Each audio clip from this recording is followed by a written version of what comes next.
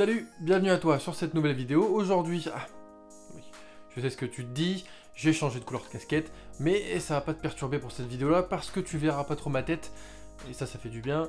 On va aujourd'hui parler photographie argentique, numérique, on s'en fout parce que c'est valable pour les deux, mais je vais en fait t'emmener avec moi sur un shooting, on dirait que j'ai fait un truc de ouf. Non, en fait... voilà, quand tu t'ennuies chez toi, soit en cette période de confinement actuelle, soit quand le week-end t'as pas envie de sortir parce qu'il fait moche, tu peux faire des photos et je vais te montrer là qu'on peut faire des photos assez sympas avec un budget très proche du zéro, utiliser des trucs que tu as déjà chez toi ou très peu d'achats et faire une photo sympa. Packshot Still Life. Alors c'est quoi le Packshot Still Life? Je te vois te poser cette petite question au fin fond de ton fauteuil.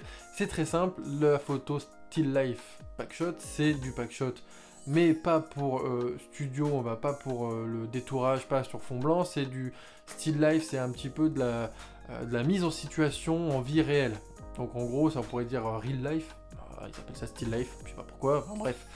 C'est de la photo de produit que tu mets en avant comme si c'était en situation réelle, donc un café avec du café autour, enfin tout le blabla, tout le train-train, tu tapes sur Instagram, tu verras bien le style de photo que c'est. En tout cas, là j'ai pris cette photo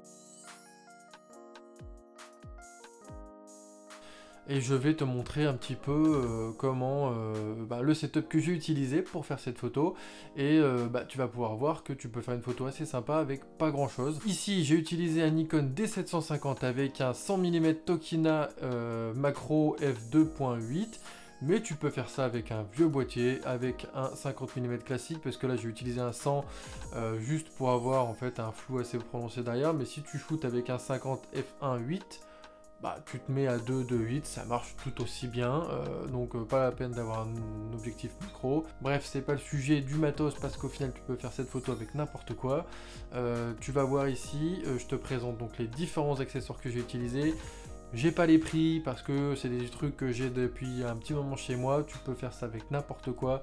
Le plus important c'est de s'amuser un petit peu, hein. Voilà, alors c'est parti.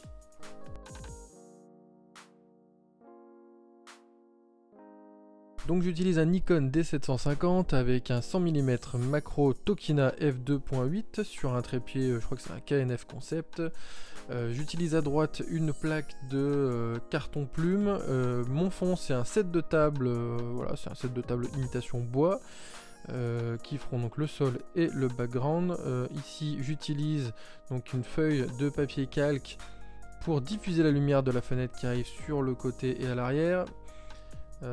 Donc ça va permettre de diffuser la lumière sur le côté qui arrivera sur la gauche de la bouteille et sur l'arrière de la bouteille. Le carton plume lui va permettre de réfléchir la lumière sur le côté droit et de faire en sorte que ça soit un petit peu symétrique au niveau de la lumière. J'utilise des petits cubes de glace donc c'est des faux glaçons, tout simplement parce que ça fond pas. Au niveau des réglages, on voit ici que je suis à 1/80 de seconde, f5 et ISO 160. Pour la balance des blancs, je me suis réglé en 4550 Kelvin, ce que j'aime bien moi quand c'est un petit peu bleuté. Donc ici on voit très bien le résultat, l'effet surtout du papier calque et du côté carton blanc.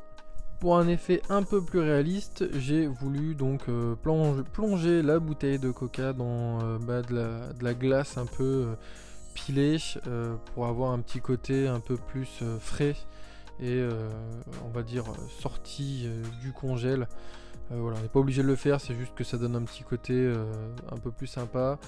Généralement en studio on utilise un spray avec de l'eau et de la glycérine pour que l'eau ne coule pas sur les parois du verre. Sauf que pas tout le monde a de la glycérine à la maison, et pas tout le monde a ce genre de spray qui diffuse très légèrement. Donc je n'ai pas fait ça, j'ai fait vraiment avec ce que je pouvais trouver dans mon placard. Merci à toi d'avoir suivi cette vidéo, j'espère qu'elle t'aura plu. N'hésite pas à partager toi aussi tes photos Still Life, Packshot, tout ça, et puis à partager tes expériences pour moi, pour les autres, et puis à bientôt pour une prochaine vidéo. Ça sera toujours autour du thème de la photographie argentique, numérique, peu importe, comme tu le sais, et puis à bientôt, salut.